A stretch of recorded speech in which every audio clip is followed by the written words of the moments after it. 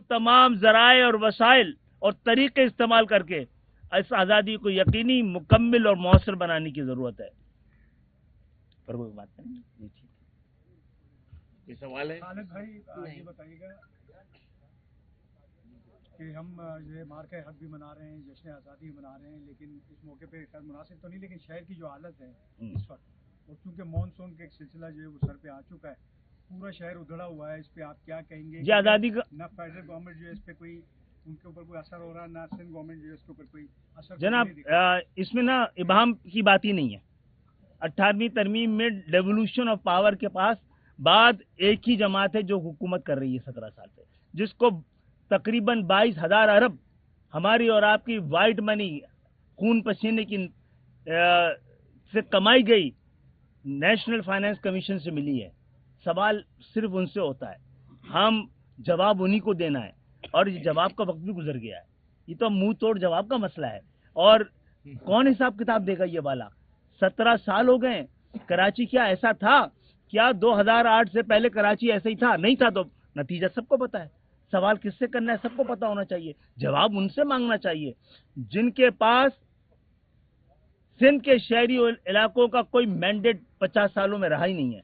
इख्तियार सवाल, ऐसा कोई कभी कोई घर भी चल सकता है जहां पर एक तरफ वो लोग हों जो सिंध के बजट का 97% देते हों, और अगर कराची के साथ हैदराबाद, मीरपुर खास, नवाबशाह को मिला दें तो 100%। एक तरफ वो तबका है जो सिंध के बजट का 100% देता है, और दूसरी तरफ वो है जो 100% खर्च करता है। जो 100% खर्च करता है वो 1% भी कंट्रीब्यूट नहीं करता है।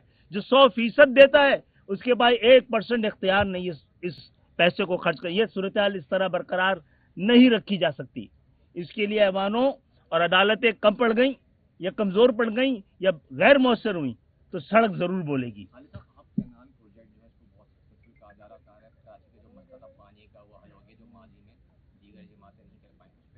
जिस तरह वो बैठ गई है ना, हमारा दिल भी बैठ गया है।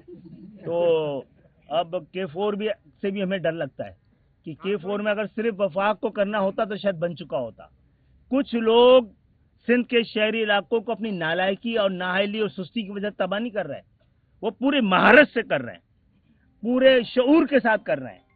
और ये तबाही, ये बर्बादी जो शहर में लाए हैं, इन सबको पता है ये वो शहर है जिससे बराह रास्त पाकिस्तान की मईशत, पाकिस्तान का इस्तेहकाम, पाकिस्तान की कामयाबी, पाकिस्तान की कामरानी वाबस्ता है।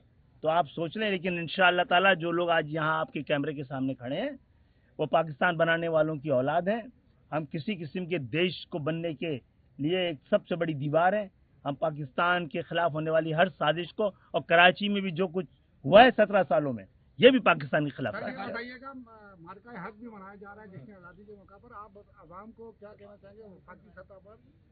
माशी तौर पे कब वो मार्का जो है वो आवाम के लिए कोई खुशखबरी ला रहे हैं, इस हवाले से बात कीजिए। देखिए, मईशत अमन के साथ वाबस्ता है, और एक मारका हक से अब हक तलफी का रास्ता भी रोकने का सिलसिला शुरू होगा।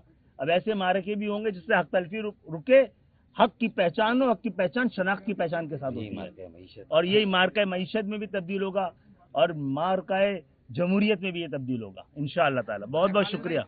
आपने बात की कि फैसले अवाम के जो है वो दो जमातें करें, दो खानदान करें, आप भी उनका मैंने नहीं कहा दो के लिए और दीगर लोगों के लिए, आप क्यों बात नहीं करते? अच्छा जनाब, हमने बात ऐवानों में नहीं की, आप लोग सुन नहीं पाते हमारी बात।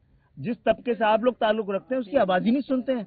हमने तो ऐवानों में कहा है, वजीर आजमों के सामने कहा है कि आपको कोई तब्दीली लाने तो इस आइन को तब्दील, इस ऐवान को तब्दील करें आप, जहाँ पे आपके जागीरदार बैठ के, जहाँ पे आप इलेक्टेबल्स को लेके आए, जहाँ अपने पूरे पूरे खानदानों को आपने बैठाया है। तो हमने भी क्या किया उनकी तरह? पाकिस्तान में जो नजरियाती जमातें भी थी ना, वो खानदानी पैटर्न पे चल रही हैं। मैं नाम नहीं ले, जो मजहबी जमातें हैं वो भी खानदानों के सुपर्द है। तो ये वाहिद जमातें, हम भी इसी रौ में बह जाते। हमने क्या कोई परमानेंट ऐसा तबका रखा है कि जो ऐवानों में जाए, या हर बार चेहरे बदलते हैं, वो किसी के खानदान के नहीं होते। MQM की जो क़यादतें हैं उनके खानदान का एक आदमी आपको ऐवानों में नजर नहीं आएगा।